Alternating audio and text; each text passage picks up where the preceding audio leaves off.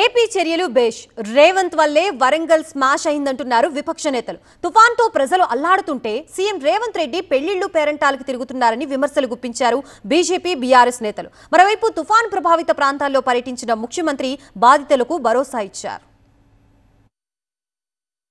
ఉమ్మడి వరంగల్ కరీంనగర్ జిల్లాలను తుఫాన్ అతలకుతలం చేసింది. వరంగల్లో తుఫాన్ కారణంగా 7గురు చనిపోయినట్టు ప్రకటించారు అధికారులు. భారీగా ఆస్తి నష్టం కూడా జరిగింది. మొంతా ప్రభావిత ప్రాంతాల్లో పర్యటించారు ముఖ్యమంత్రి రేవంత్ రెడ్డి.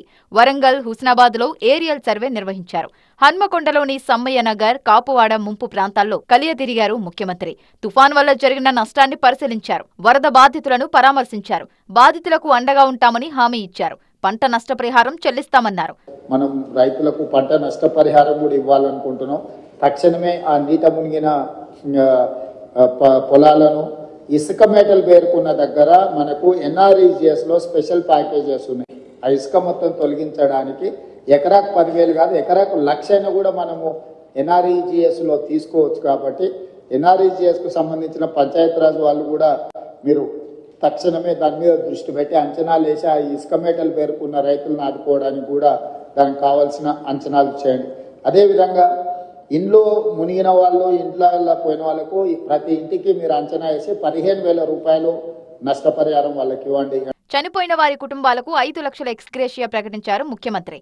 మనుషులు చచ్చిపోతే ఎవరు చచ్చిపోయినా 5 లక్షల రూపాయల నష్టపరిహారం ఇవ్వడానికి ప్రభుత్వం నిర్ణయం తీసుకున్నది. ఎక్కడెక్కడైతే హ్యూమన్ లాస్ ఉందో వాటన్నిటిని కూడా రికార్డ్ చేసి పోలీస్ అధికారులకు కూడా కమిషనర్స్ అండ్ పోలీస్ డిపార్ట్మెంట్ కూడా నేను ఇన్స్ట్రక్షన్స్ ఇస్తున్నా. అట్లా పోయిన వాళ్ళందరినీ ఇమ్మీడియట్గా ఎఫ్ఐఆర్ చేయండి. కొన్నిసార్లు ఆలస్యంగా వస్తారు, వాళ్ళు ఒకసారి ఫీల్డ్ వెరిఫికేషన్ చేసి ఎఫ్ఐఆర్లు కడితే రేపు ఇందులో వాళ్ళకి నష్టపరిహారం ఇవ్వాలంటే కూడా ఇవన్నీ అవసరం.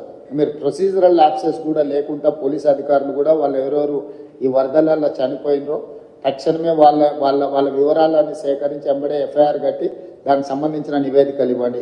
మరోవైపు తుఫాన్ను ఎదుర్కోవడంలో రేవంత్ ప్రభుత్వం విఫలమైందన్నారు బీఆర్ఎస్ నేతలు.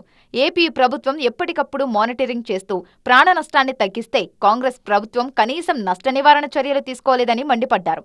తుఫాన్ ఎఫెక్టు జాగ్రత్తలు తీసుకోవడంతో ముందస్తు చర్యలతోటి ఏపీలో మాత్రం ఒక్క ప్రాణ నష్టం కూడా జరగలేదు, ఒక్కరు కూడా చనిపోలేదు.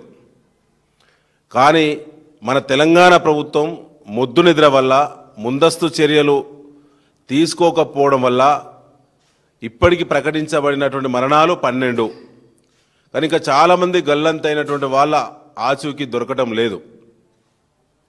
వరంగల్ నగరం మొత్తం కూడా కుప్పగూలేటువంటి పరిస్థితికి వచ్చింది. కాంగ్రెస్ అసమర్థ ముందస్తు చర్యలు చేపట్టకపోవడం వల్ల.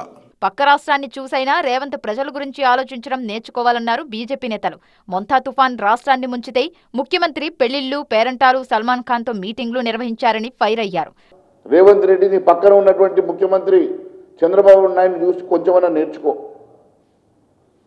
అక్కడ మొంతా తుఫానుతోటి బాధితులన్నీ ఆదుకోవడానికి వెంటనే ఏరియల్ సర్వేలో వెళ్ళి పంట నష్టాన్ని చూసి ఎక్కడికక్కడ సమీక్షలు చేసుకొని అధికారాన్ని అలర్ట్ చేసినటువంటి చంద్రబాబు నాయుడు గారిని చూసి కొంచెమైనా నేర్చుకోవాలి.